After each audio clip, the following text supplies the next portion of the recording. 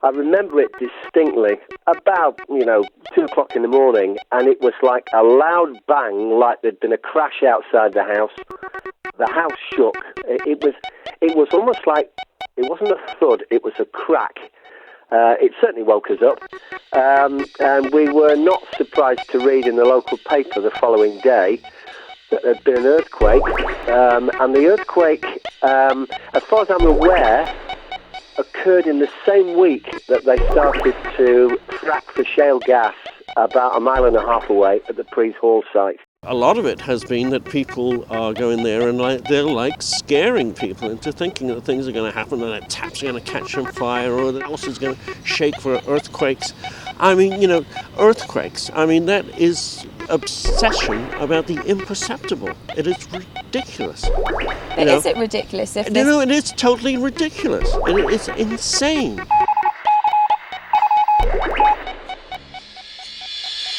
Exploration digging for shale gas deep in the rocks of Lancashire has been suspended after 2 earthquakes in 2 months. Just a week ago, this kind of gas extraction was given a clean bill of health by MPs. The British public woke up a year ago, we're now 2012, so it's 2011, to earthquakes.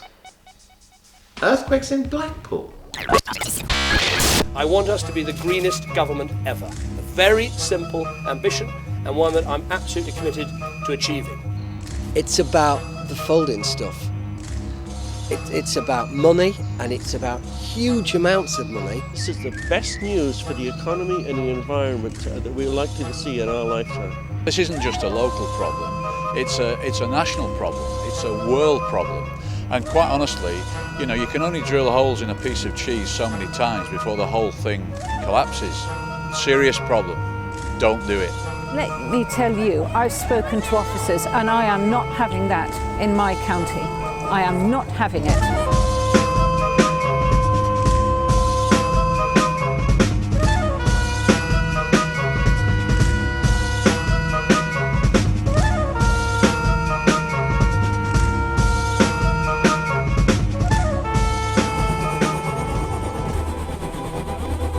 Energy is always high on the political agenda, with successive technologies continuously promising to transform our lives. The UK's dependence on international imports means we are not currently a powerful player in the energy game. The UK's gas is traditionally sourced from offshore gas fields like this one beneath me in the Irish Sea. Here and in the North Sea, these offshore gas resources are running out, and fast.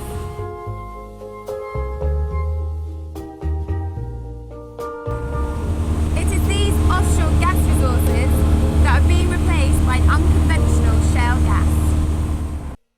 Beneath me is the Bowling Shale on the shores of Lancashire, and I'm standing on what is an estimated 2 trillion cubic metres of shale rock. The discovery of this resource could spell an economic surge for the ageing seaside town of Blackpool, and 4 miles from Blackpool's iconic tower is the village of Singleton.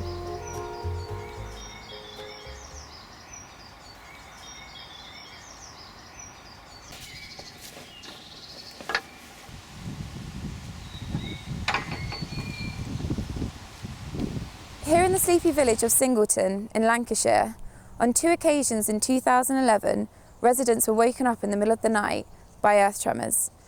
The cause of these earth tremors? Hydraulic fracturing, also known as fracking. Fracking is the process of extracting gas from shale rock deep underground. This involves drilling wells up to 2.5 kilometres beneath the Earth's surface. The wells then turn horizontally along the rock strata for up to 3 kilometres. Using millions of gallons of water, sand and a cocktail of chemicals, high-pressured explosive charges force the rock apart, releasing the gas. The natural gas, water and chemicals are pumped back to the surface so the gas can be extracted. But not all of this liquid reaches the surface, which can potentially contaminate groundwater.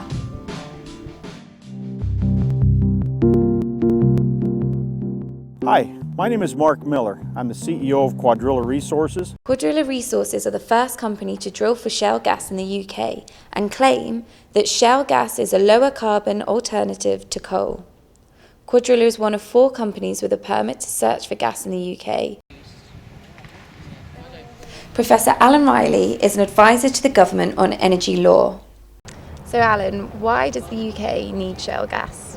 I think there are three reasons really.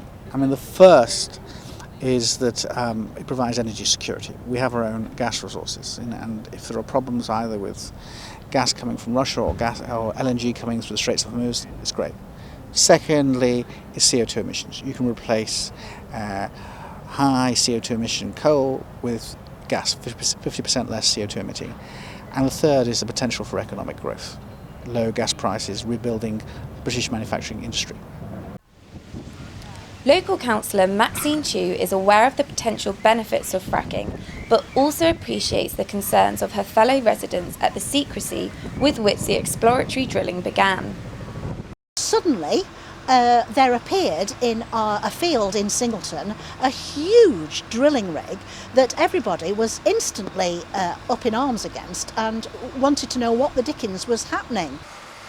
Drilling was suspended after the earth tremors pending an investigation, but even so, the residents of Singleton are not immune to disruption.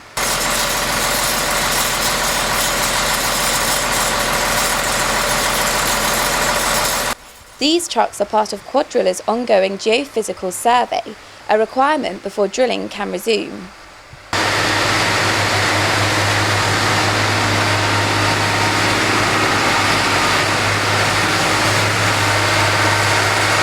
If you are totally opposed to it, and the government are going to be determined to extract shale gas, and Farnborough Council vigorously object and do everything they can to stop it, Farnborough Council will be just taken out of the equation. Is Maxine's approach the only route into the heart of what is going on at these eerie fracking sites in Lancashire? Graham Bentley expressed his frustration at what he views as Quadrilla's disregard for local residents. It was the low amount of public consultation which, obviously raises your suspicions that something's going on that they're not telling you about, and there must be a reason why they're not telling you. Because if it was a good thing that was great for the community, why wouldn't they shout it from the rooftop? There were 2 A4 notices on telegraph poles. One of them was actually down this track, which is actually a private track, and nobody comes down this track. So we feel that was deliberately placed. They're ticking the box basically. There's been public consultation. Okay, there was 2 notices on telegraph poles. There's a road about half a mile away. That road was recently upgraded, even though it's been a really bad road actually for quite a long time. All of a sudden it's been widened and resurfaced. So we think that's a little bit suspicious that, the council are now starting to sort of do a few repair jobs. Alarm bells are ringing already. In the media, they will talk about how much gas is in place and how long it's going to last and how many jobs it's going to provide. Now, to do that, they would really have to scale this up big time. But then when we ask them about their scaling up operations, you don't get that information. These are things that we haven't got the answers to because you're not given those answers. The alarm bells are ringing even louder now. Quadrilla refused to be interviewed, but assured us that they are confident that they have a strong record on engagement and public information. Back in Singleton, resident John Ashcroft's opposition to fracking is born from the close proximity of the fracking site to his back garden. They think this is just going to be all hunky-dory and it's going to create thousands of jobs for people around here. Doing what? Cutting the grass? Those are the only jobs the people around here are going to get. This is a lovely place, and that's the reason I moved here. I do think, and I've got to pick my words quite carefully, it's about the folding stuff. It's about money, and it's about huge amounts of money. I don't think Quadrilla have considered the view of the local residents at all. I do think that there's a lack of transparency in this. And I think this investigation about the earthquakes, which we felt, by the way, is a bit of a smokescreen. 12 months after the earthquakes, DEC released a report detailing the conclusions of their investigation. It said, the observed seismic activity was induced by the hydraulic fracture treatments at Priest Hall, and that it is not possible to state categorically that no further earthquakes will be experienced during a similar treatment in a nearby well. Ultimately, the authors of the report concluded that shale gas exploration activities could continue with caution. We all knew, I think, that after an inquiry that the government would take a pace back and say, on balance, the effects geologically and environmentally are outweighed by the strategic and the financial considerations of gas. We all knew that would be the case. So why have we got this here? But it's not just Singleton, and it's not just earthquakes that are a concern. In fact, earth tremors are only a tiny part of a bigger problem. The UK has large shale gas reserves in an area that runs along the Pennines, from Lancashire to Humberside. But there's also further deposits in Kent, in Hampshire, South Wales, Central Scotland, Northern Ireland, and here in Sussex. Where we are in Balcombe, the surrounding area is made up of a network of reservoirs that supply the local residents with precious water. And one thing fracking requires is water, and lots of it. The southeast is currently experiencing the worst drought since 1976, and here at Ardingly Reservoir, water levels are only 2/5 of what they should be. So the real question is, can Sussex afford to supply this process with their water? We're still in drought at the moment. Parts of the country have lifted the ban. Down here in the southeast we're still short of water. Rosalind, are you concerned about the water usage? Oh God, yes, we're in severe drought here. I mean, the river here is highly stressed.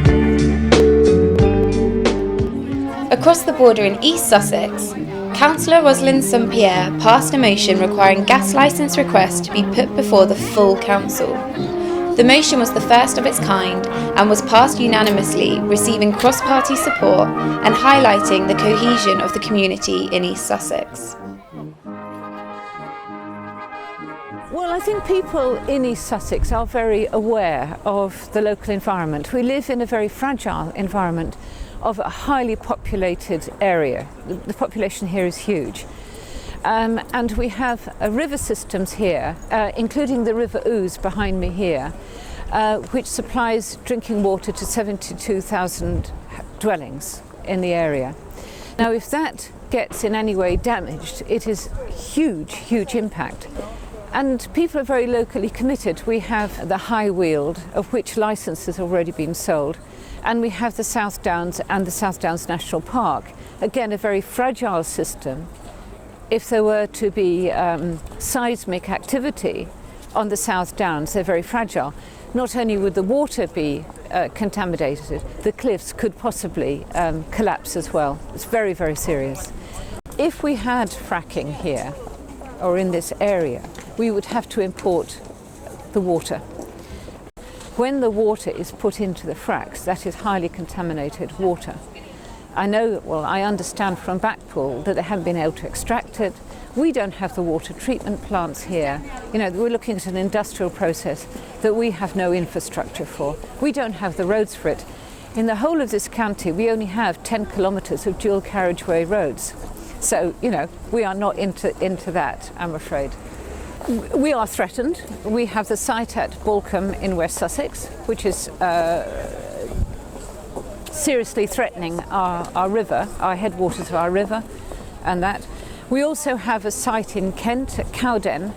Now, I worked out the other day that those horizontal fracks could go into East Sussex. And let me tell you, I've spoken to officers and I am not having that in my county. I am not having it. They're not coming in underground from a site in Kent. And I have asked officers to rigorously monitor the geological surveys there, because I'm not having them around the edges of the county and sneaking in underground. No way. Both in Sussex and in Lancashire, there is a growing concern regarding the lack of transparency about what decisions are being made in Westminster. Lord Brown, if we boil this down first of all from the point of view of the person thinking about going to university, Do your proposals mean that the average student will have to find more from their own pocket to pay for their education? Well, the average graduate will. The student won't have to find anything. Recently, Francis Maude appointed Lord Brown as the lead non-executive director for the Cabinet Office. Now, you may better know Lord Brown as the author of the report that hiked up student fees, but what you may not know is that Lord Brown is a very vocal campaigner for fracking here in the UK. Now, surprisingly, Lord Brown wasn't keen to speak to me about his support for fracking, but perhaps this seems less surprising when you learn that he is on the board of directors for Quadrilla. But not only that, he actually owns a 30% stake in the company.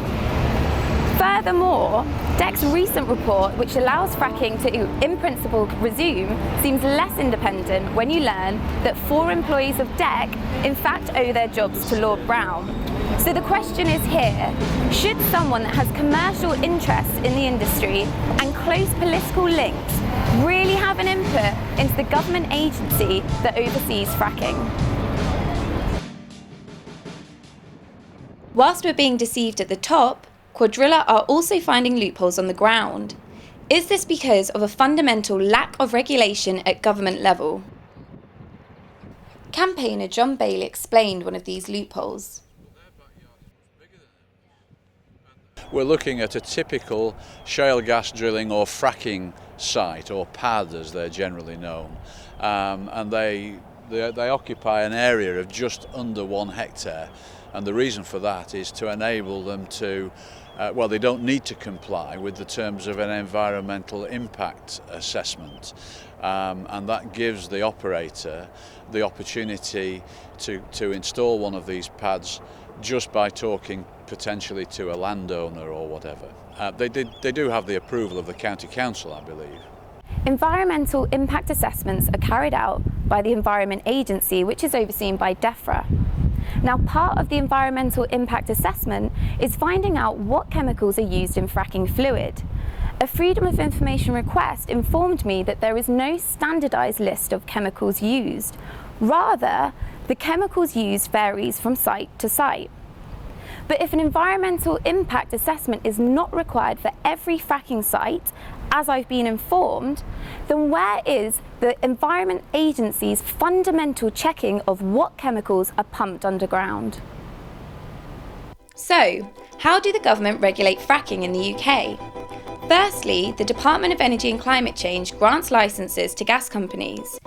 Then, the HSC and Environment Agency conduct separate risk assessments. And finally, the gas companies must lobby local councils for planning permission.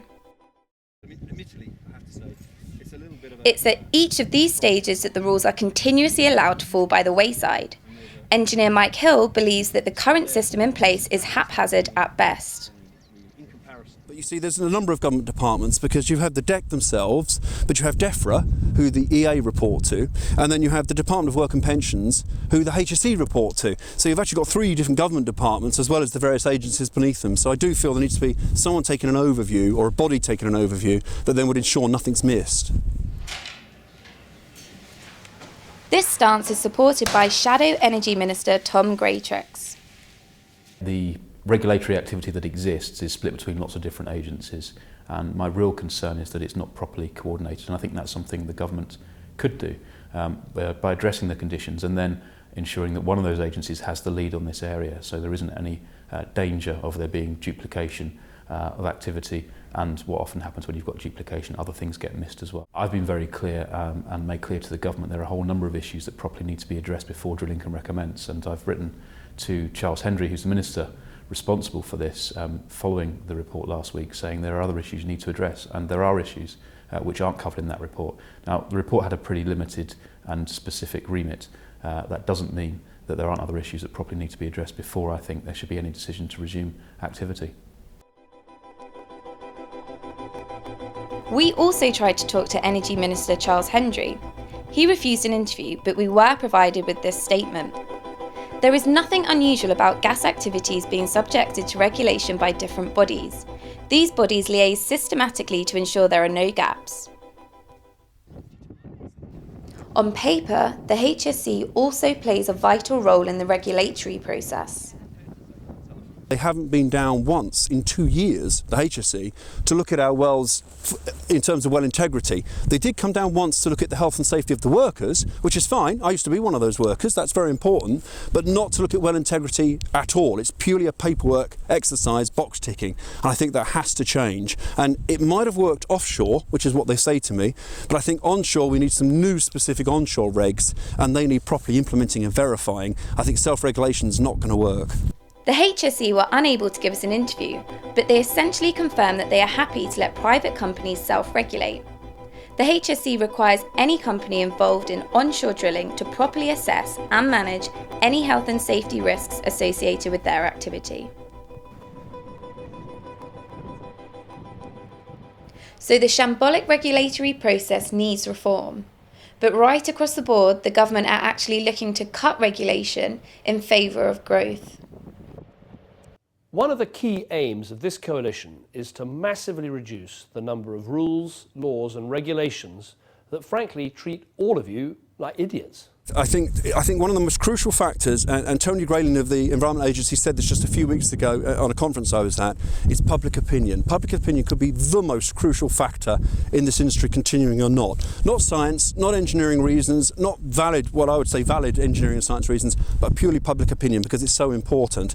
And I think that basically the government needs to bring in some new onshore regulations, but that in itself is not enough, because I was shown an example of the regulations that already exist, and there are a lot, but they're all self-regulatory. They're not being verified. They're not being tested, checked independently. The industry checks itself. That can't happen. I mean, here, for example, in Lancashire, in the pedal that Quadrilla have, come next August, by law, they have to give up 50% of it.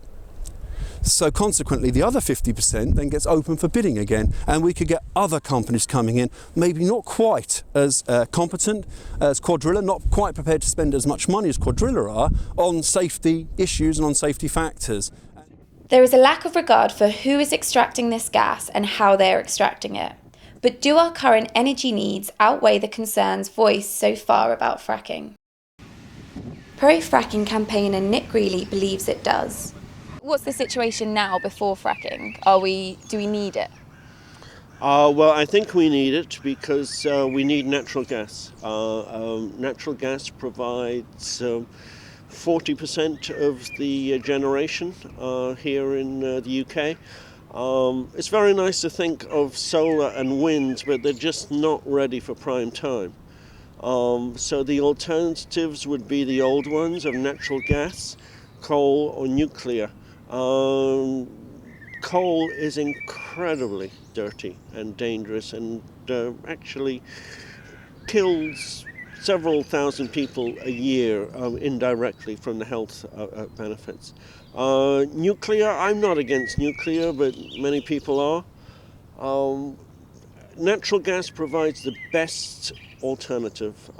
It's not perfect, but it's not perfectly evil either. If we get it from underneath in Blackpool, that will be taxed at UK rates. Instead of exporting money by importing energy, we will use our own gas and get at least 60% of the cost back in UK taxes. But what about when we went up to Blackpool? We have spoken to residents there and we witnessed this sleepy village have these huge trucks running through. Like, their lives have been completely disrupted and changed, and they were saying their house prices have fallen because of the media hype around it and the concerns. They're not going to reap any benefits. Well, I think that is maybe a case for the government to consider. But again, any kind of problems that are going to be at the local level, they can be mitigated. And the important thing to consider is that it doesn't last for very long. We can look at areas like California and New Zealand, places far more seismically active than Blackpool. And if they don't have any problem with fracking in those places, why on earth are we letting a few nervous Nellies hijack the debate? But is fracking a risk worth taking? As things stand, Labour peer Lord Berkeley doesn't think so. It's very unwise for the government to allow it to go ahead if that's what they're going to do. And clearly there's a lot more work to be done. I think it needs to be done by somebody who's independent, or probably a group of a committee or something, to get the scientific evidence that we can all trust, and then the politicians can make their decision. The sad thing is that the main target for carbon reduction is 50 years, so 2050, which is 40 years' time. Everybody, most people in the House of Commons and the House of Lords will either be dead or retired by then. And they just shrug their shoulders and say, well, it's for the next election or next Parliament, which is very sad. I think Cameron is certainly not being the greenest government ever, but I think it's more seat of the pants at the moment. Let's do what we feel like and hope we can get away with it. And our broadly Eurosceptic government is also failing to live up to European environmental standards.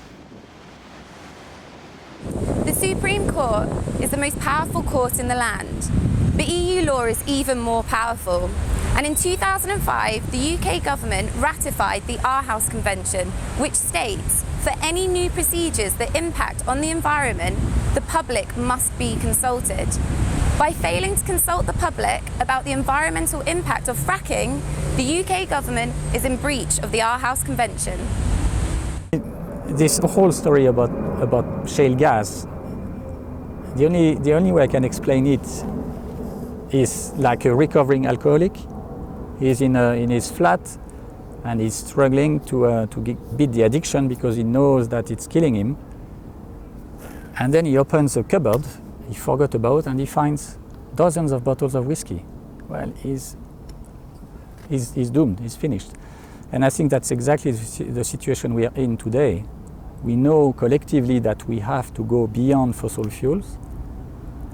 And just at the time when, well, at least there was a discussion internationally and people tried to get together to find a solution, just at that time, bingo, we find amazing reserves of natural gas we didn't know existed, or we knew existed, but we were not sure we could access them. Suddenly they're accessible, so we're doomed in a sense, because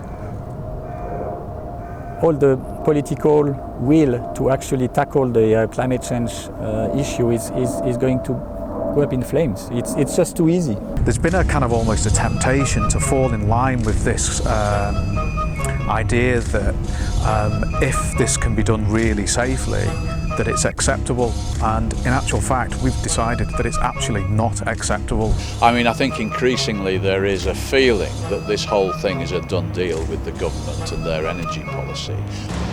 We say we need more energy all the time, but where's the government campaign to use less?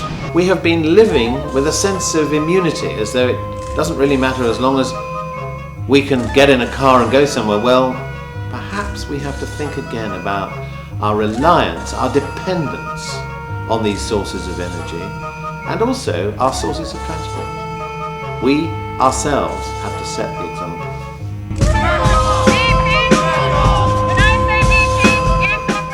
If fracking is to be stopped, it's the voices of the public that need to be heard. No more fracking! No more fracking! No more fracking! Ban fracking now! Ban fracking now!